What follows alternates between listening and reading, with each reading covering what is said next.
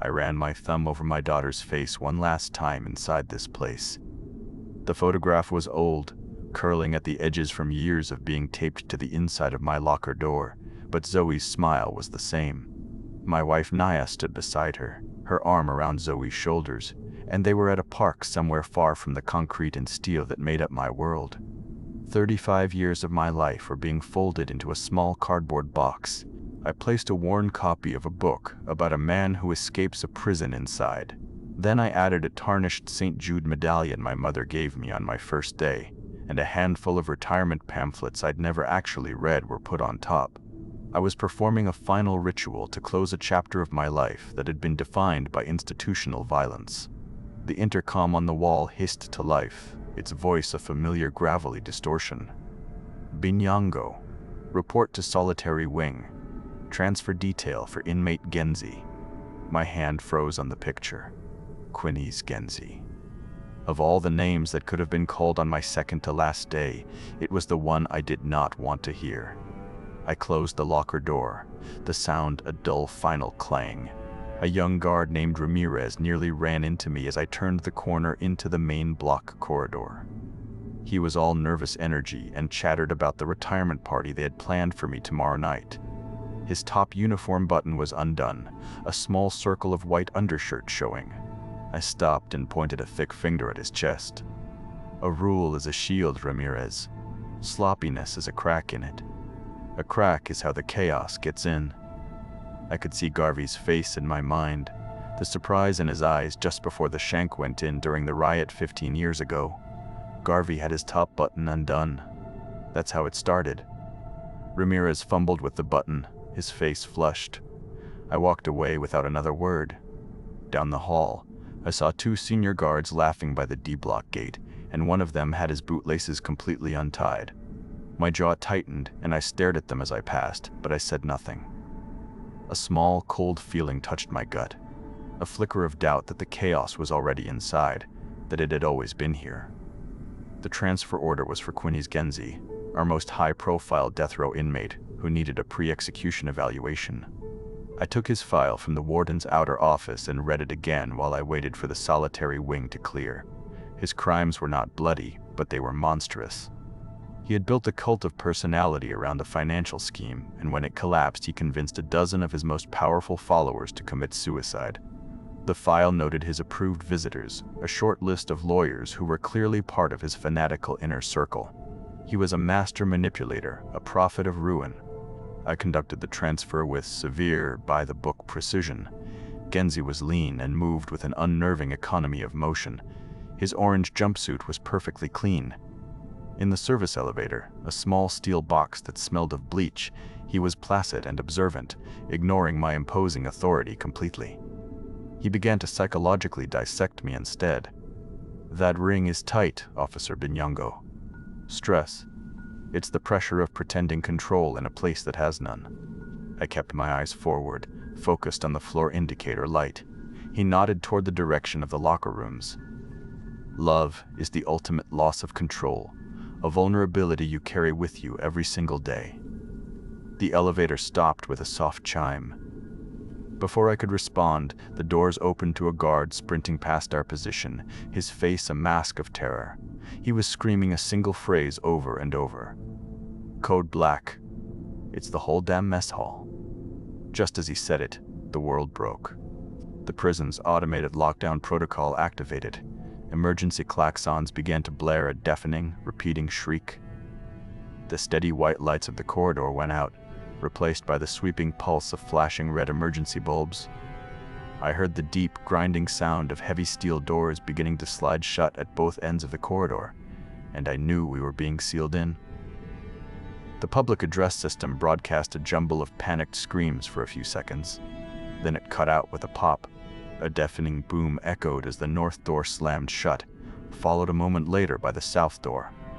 The corridor was plunged into the flashing red light. For a full 5 seconds, there was absolute, terrifying silence. Then, a single wet thud sounded against the reinforced window of the north door. A blood-soaked, convulsing inmate slammed against the glass again. His eyes were wide and white, and a thick, dark froth bubbled from his mouth. He wasn't trying to get in, he was just throwing himself at the barrier. From the south end of the hall, I heard more screams, and then a splintering crash. They were trapped between two approaching threats. My training kicked in immediately, a reflex born of decades of crisis.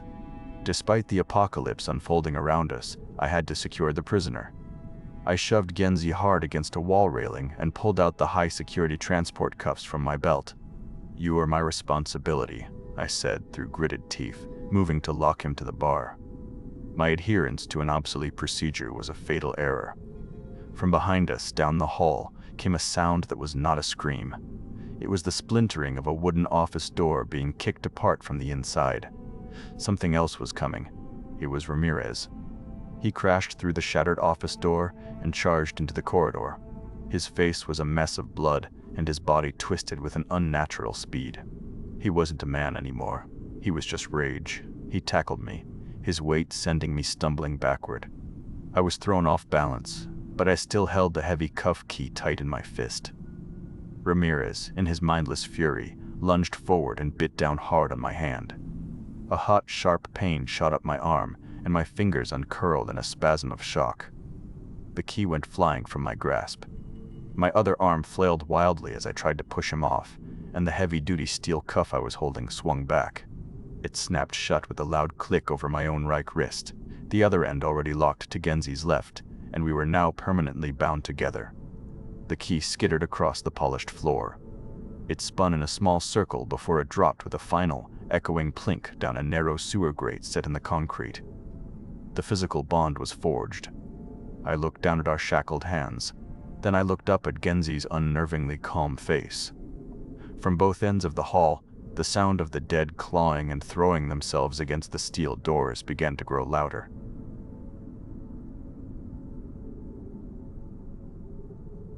"Your strength, my balance," he said, his voice level despite the splintering wood of the door behind us.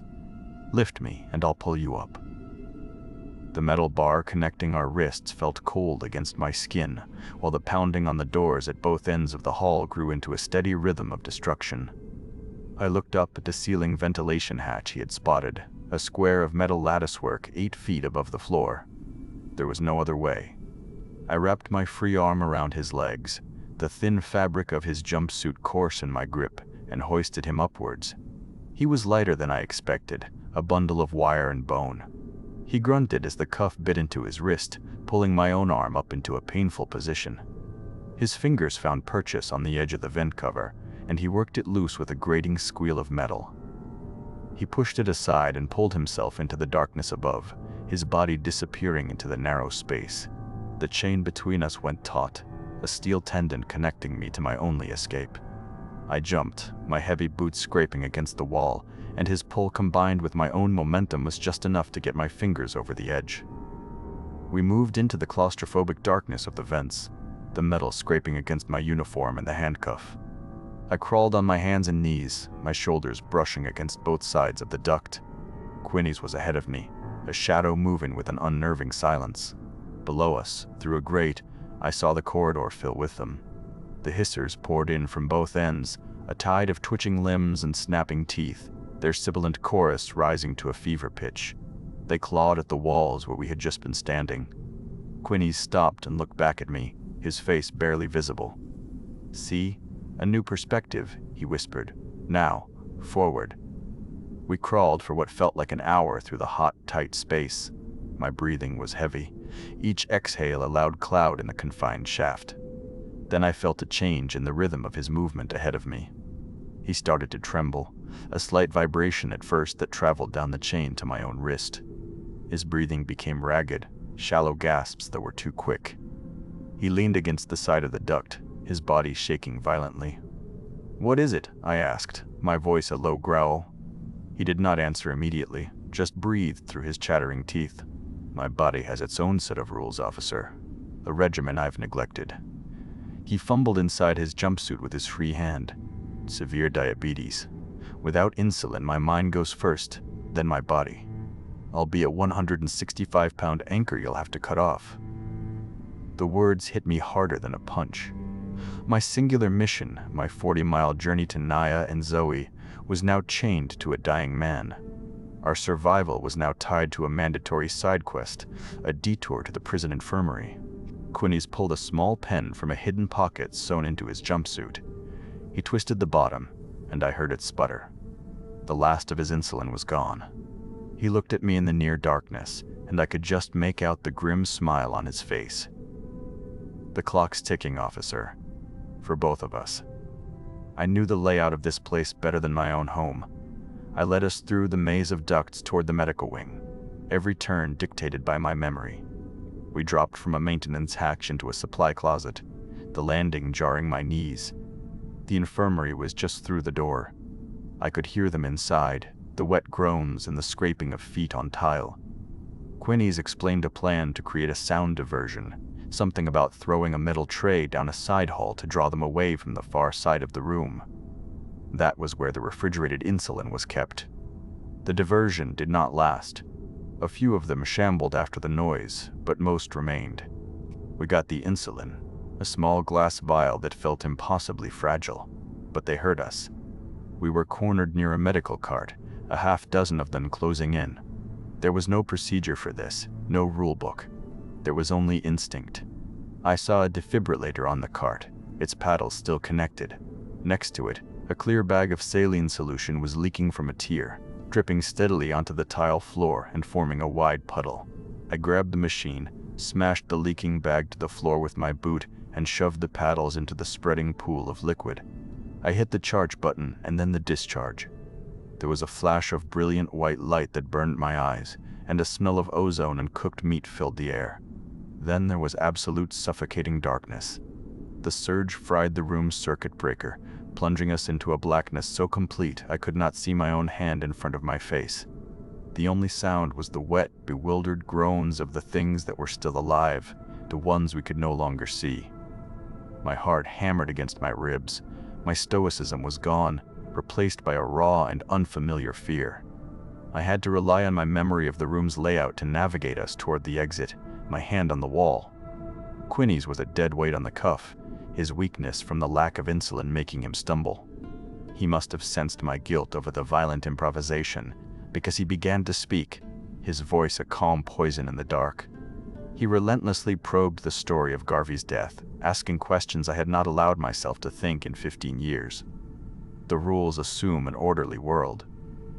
"This is not that world, Shiz," he said, his voice close to my ear.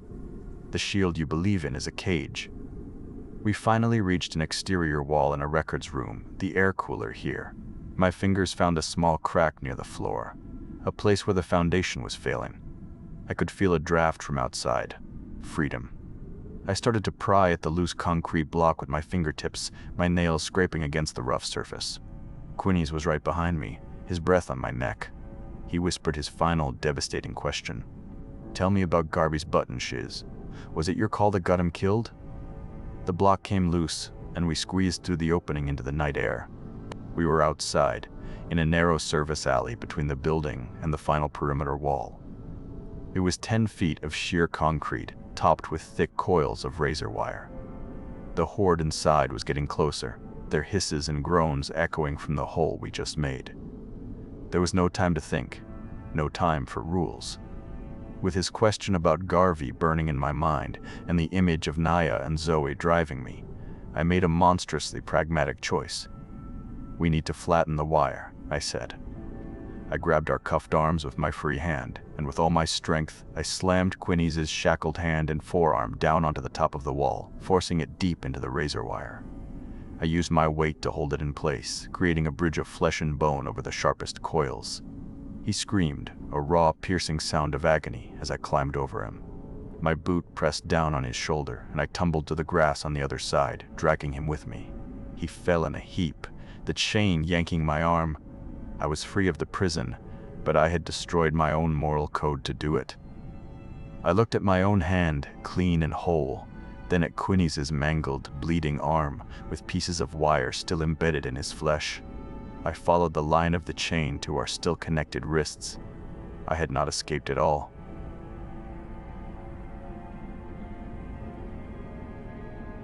The chain between us was a live thing, yanking my arm as he collapsed on the wet grass, his own arm a mangled ruin of flesh and wire.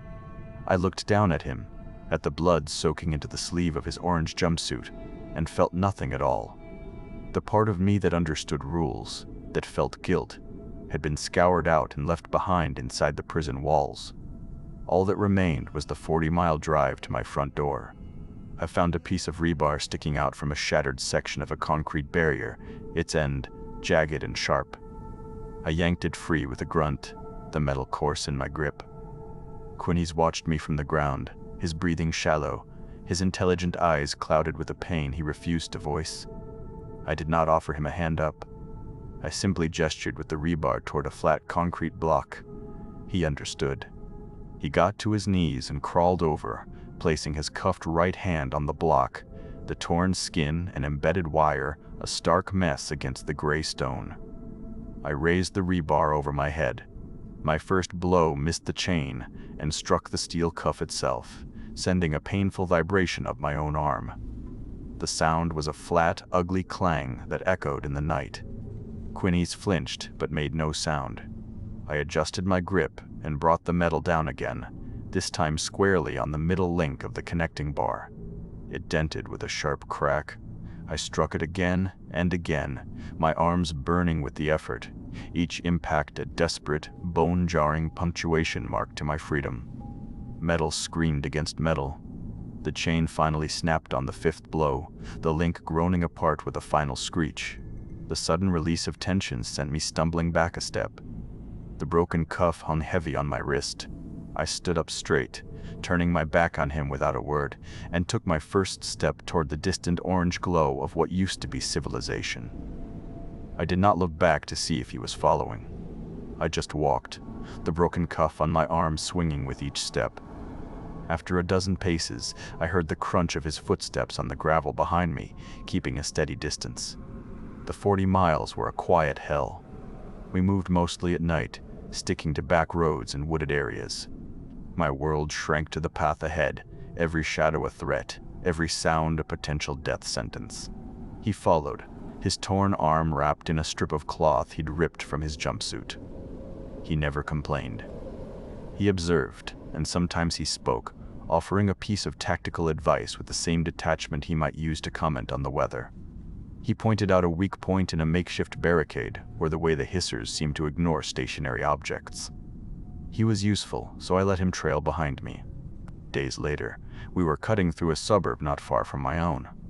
A hisser, a woman in a tattered floral dress, stumbled out from behind an overturned minivan. There was no rage in its movements, just a mindless, twitching hunger. My procedure, my old life, would have demanded I find a way to contain or evade it. I did neither. I picked up a tire iron from the asphalt and walked toward it. It lunged, its mouth open in a silent hiss. I sidestepped and brought the iron down on the back of its neck, severing the spine with a wet crunch. It dropped to the ground, its limbs still jerking. I stood over it, my chest heaving, the coppery smell of blood filling my nostrils. I was no longer protecting a prisoner. I was leading an asset through hostile territory.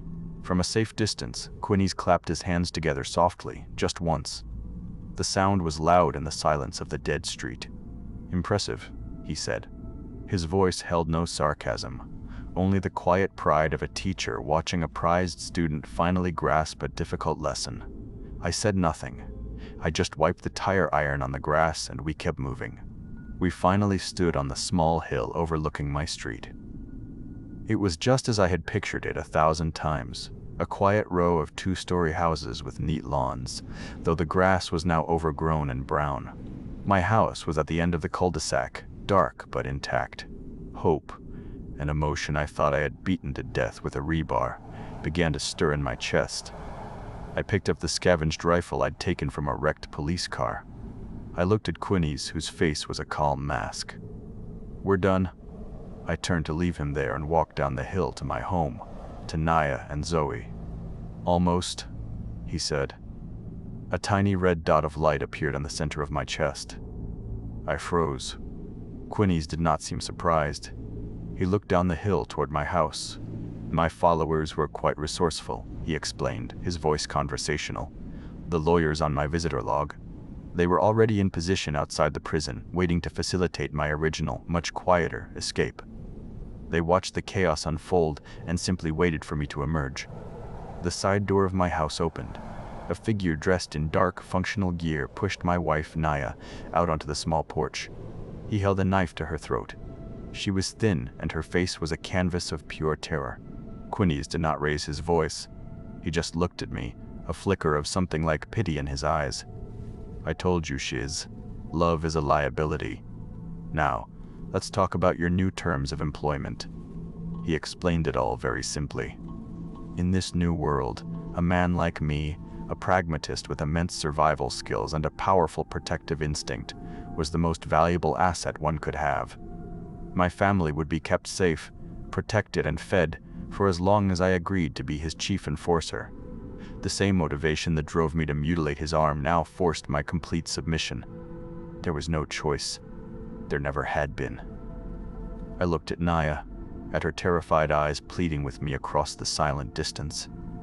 I slowly lowered the rifle, letting it fall from my hands into the dirt. I turned my back on my home for the last time and walked over to stand by his side. From inside the house, through the living room window, my daughter Zoe watched her father, her hero, willingly become the bodyguard of the smiling man on the hill. The last shift was over. The new one had just begun.